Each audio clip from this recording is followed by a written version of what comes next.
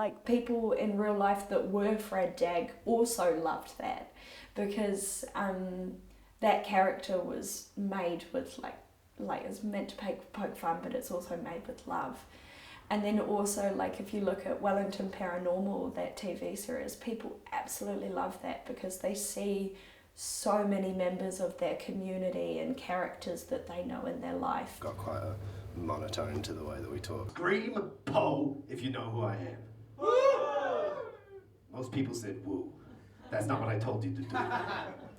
Particularly if you're saying something quite surreal or weird, but you're saying it with this really straight delivery. I think that's really effective.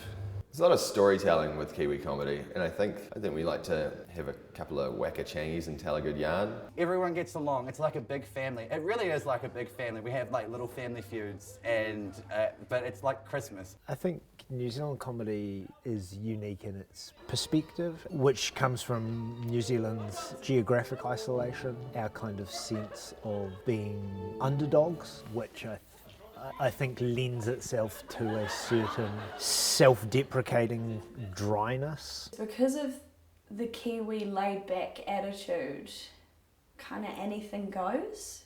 Kiwis just from the start of time have always been the naughty boundary pushers, or the people that kind of put the boat out. There is a building understanding that New Zealand can generate comedy in a way that does what it says on the tin, i.e. makes you laugh.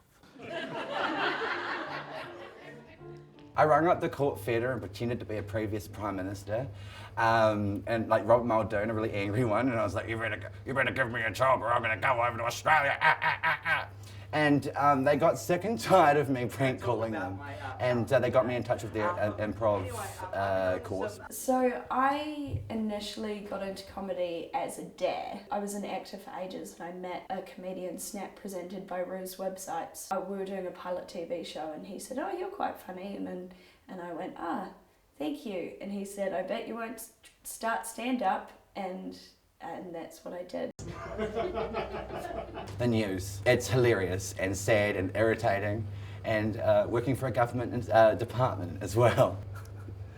I don't, which is not the best. I'm not really sure what I'm going to do tonight. I told myself I would write some things and I haven't. Lots of my comedy is just from random places. Like, some comedians use stories to kind of start off their jokes, so they'll think about funny things that have happened to them or to their friends or something. It's usually when I'm travelling that I think of something, like when I've got no notebook on me, or like it's very inconvenient to find, like, to note it down.